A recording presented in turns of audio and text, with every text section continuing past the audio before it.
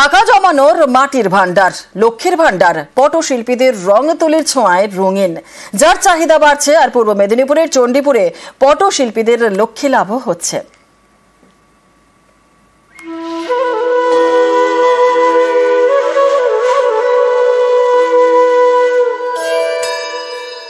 রং তুলিতে রঙিন নকশা, কোনোটা গাছ কোনোটা তবলা, মাটির লক্ষ্মী ভান্ডারে পট শিল্পের ছোঁয়া। পূর্ব মেদিনীপুরের চণ্ডীপুর, এখানেই হবি চক এবং নানকার চক, পট শিল্পীদের গ্রাম। এই গ্রামেই টাকা জমানোর লক্ষ্মী ভান্ডারে আলপনা ফুটিয়ে তুলছেন শিল্পীরা। এর চাহিদাও বাড়ছে, শিল্পীদের কাজও বাড়ছে। আমার তো খুবই ভালো লাগছে যে লক্ষ্মী ভান্ডারের উপরে কাজ করে আমি যখন অর্ডার পেয়েছি, আমি সারা লোক দিয়ে আমি কাজ করাচ্ছি। আমার 10-15 জন আমার বাড়িতে কাজ করছে। লক্ষ্মী ভান্ডারের উপরে কাজ করে তো আমাদের সবারই রুজি রোজগার হচ্ছে, সবাইকে দিয়ে কাজ করাচ্ছি। পটের উপর নানা ছবি আঁকেন, তা বিক্রি করে সংসার চলে। এবার টাকা জমানোর মাটির ভান্ডারে পট শিল্প, নানান ছবি নজর কাটছে, পট শিল্পীদের মুখে হাসি ফুটছে। খুব ভালো লাগছে। আমরা তো দিন রাত এক করে সবাই মোটামুটি কাজ করছি। প্রথমে ওনারা টার্গেট করেছিলেন 500-700 পিস করে দিতে হবে, তারপরে ওনারা বললেন না না না ওটা 800 পিস করে দেন। তারপরে আবার চিন্তা ভাবনা করলেন না না ওটা 1000 পিস করে দেন, হয়তো আগামী দিনে দেখা যাবে আরো বাড়তে পারে। খুব ভালো লাগছে আমাদের। পূর্ব মেদিনীপুর থেকে সুজিত ভৌমিক, নিউজ 18 বাংলা। আর একফোনে বাংলা এবার নজর রাখতে হচ্ছে ওয়েদার আপডেটের দিকে। সপ্তাহ শেষে ঝড় বৃষ্টিতে স্বস্তি, দক্ষিণবঙ্গে তীব্র গরম থেকে খানিকটা স্বস্তি। আর আজ থেকেই রাজ্যে ঝড় বৃষ্টির সতর্কতা রয়েছে। দক্ষিণবঙ্গের মোটামুটি সব জেলাতেই ঝড় বৃষ্টির সম্ভাবনা রয়েছে। আরো একবার আপনাদের জানাই, সপ্তাহ শেষে ঝড় বৃষ্টিতে কিছুটা স্বস্তি হলো, কারণ দক্ষিণবঙ্গে যেভাবে গত কয়েকদিন ধরে তীব্র গরমে নাজেহাল অবস্থা হয়েছিল, আর অবশেষে ঝড় বৃষ্টিতে কিছুটা হলো স্বস্তি। আজকে থেকে রাজ্যে ঝড় বৃষ্টির সতর্কতা রয়েছে। দক্ষিণের মোটামুটি সব জেলায় ঝড় বৃষ্টির সম্ভাবনা রয়েছে। আর কি বলছে হাওয়া অফিস, আপডেট নেব। আমাদের সঙ্গে রয়েছেন আমাদের প্রতিনিধি বিশ্বজিৎ সাহা। বিশ্বজিৎ, হাওয়া অফিস কি বলছে? দেখো, আজ এবং আগামীকাল এই দুদিন অর্থাৎ রবিবার এবং সোমবার দক্ষিণবঙ্গে ঝড় বৃষ্টির সম্ভাবনা বেশি থাকবে। গতকালই আমরা দেখেছি বেশ কয়েকটি জেলাতে ঝড় বৃষ্টি হয়েছে। এরকমই ঝড় বৃষ্টি হবে। কালবৈশাখীর সতর্কতা থাকছে রবি এবং সোমবার, এই দুদিন কালবৈশাখীর সতর্কতা থাকবে। মূলত আজ কালবৈশাখীর সতর্কতা থাকবে পূর্ব বর্ধমান, বীরভূম, মুর্শিদাবাদ, নদিয়া এবং উত্তর 24 পরগনা, এই জেলাতে বেশি থাকবে। বাকি কলকাতা সহ সব জেলাতেই বজ্রবিদ্যুৎ সহ বৃষ্টি এবং দমকা ঝোড়ো হাওয়া বইবে। মঙ্গলবার পর্যন্ত পশ্চিমবঙ্গে এই পরিস্থিতি থাকবে, এমনটাই জানাচ্ছে আলিপুর আবহাওয়া দপ্তর। বেশ, ধন্যবাদ বিশ্বজিৎ। আর চরম গরমে স্বস্তির খবর, আজ থেকেই রাজ্যে হাওয়া বদলের পূর্বাভাস রয়েছে। রাজ্য জুড়ে ঝড় বৃষ্টির সম্ভাবনা জানিয়েছে হাওয়া অফিস।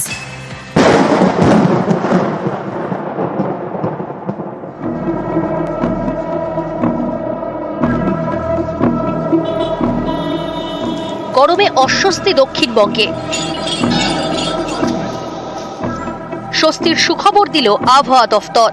রবিবার থেকে রাজ্যের একাধিক জেলায় বৃষ্টির পূর্বাভাস। 27 তারিখ অনওয়ার্ডস আপনার হিটওয়েভের কোনো সম্ভাবনা নেই, তবে থান্ডারস্টর্ম, লাইটনিং, কোথাও কোথাও ধরুন আইসোলেটেড হেলস্টর্ম, কোথাও কোথাও ধরুন আইসোলেটেড হেভি রেনফল এবং gusty wind, somewhere 40 to 50, somewhere 50 to 60 এরকম হওয়ার সম্ভাবনা। গরমে পড়ছে দক্ষিণবঙ্গের জেলাগুলি।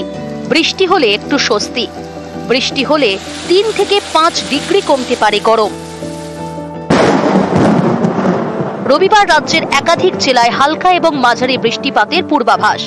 পূর্ব বর্ধমান এবং নদিয়ায় বিক্ষিপ্তভাবে শিলাবৃষ্টির সম্ভাবনা। সোমবার কলকাতা, হাওড়া, উত্তর এবং দক্ষিণ 24 পরগনা সহ রাজ্যের সব জেলাতেই ঝড় বৃষ্টির পূর্বাভাস। এর মধ্যে 6 জেলায় বজ্রবিদ্যুৎ সহ বৃষ্টি এবং কালবৈশাখীর সম্ভাবনা। পুরুলিয়া, বাঁকুড়া, পশ্চিম মেদিনীপুর, পশ্চিম বর্ধমান, হুগলি এবং ঝাড়গ্রামে ঝড় বৃষ্টির পূর্বাভাস। উত্তরবঙ্গেও বৃষ্টির পূর্বাভাস। দার্জিলিং এবং উত্তর দিনাজপুরে ভারী বৃষ্টির সম্ভাবনা। 1 তারিখ সকাল 8:30 থেকে 3 তারিখ সকাল 8:30 পর্যন্ত পশ্চিমবঙ্গের সব কটা জেলাতেই কিছু কিছু জায়গায় হালকা এবং মাঝারি বৃষ্টিপাত হওয়ার সম্ভাবনা রয়েছে। এবং এই বৃষ্টিগুলি সবই কিন্তু আপনার থান্ডারস্টর্ম রিলেটেড বৃষ্টি। এগুলো নিউজ 18 বাংলা।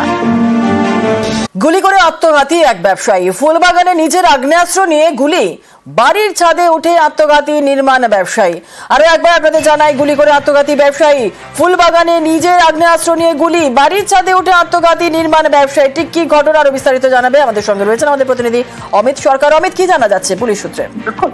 জয়ন্ত সাহা নামে 65 বছরের ব্যবসায়ী, তিনি নিজের লাইসেন্স আত্মহত্যা করেছেন।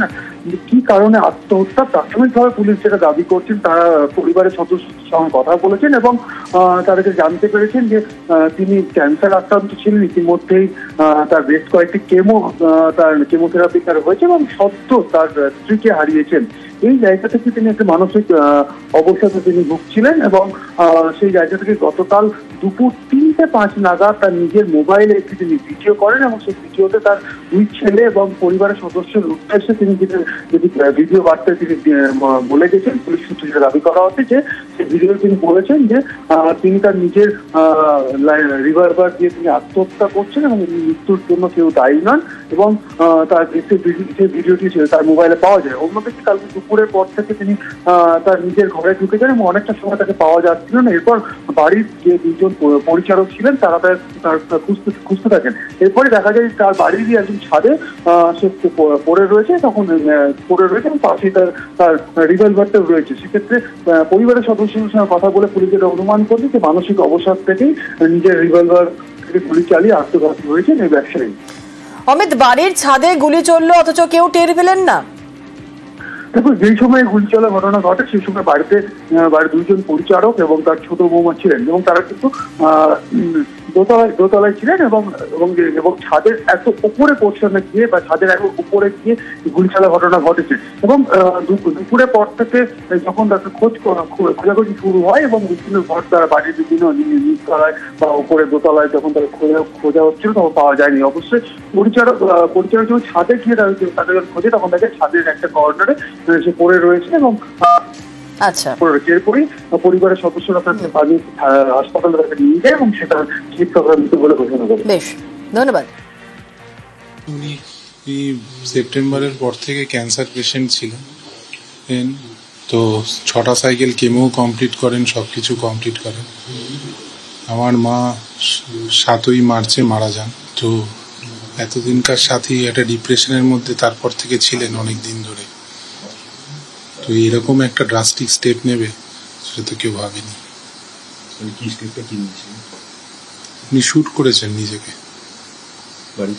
বাড়িতে, আপনার ছাদে নিজে গিয়ে। যা ঘটেছে আমরা তো তখন বাইরে ছিলাম, যা ঘটেছে 3:30-এর পরেই হয়েছে। নামখানা জাতীয় সড়কের পাশে নয়নজুলি, আর সেই নয়নজুলি জায়গায় জায়গায় ভরাট, এতে নিকাশি ব্যবস্থার দফা রফা, জল গড়ায় কলকাতা হাইকোর্ট পর্যন্ত। আর সেই মামলায় 3 মাসের মধ্যে নামখানার ভিডিওকে পদক্ষেপের নির্দেশ প্রধান বিচারপতি টি.এস. শিবঙ্গমেনের।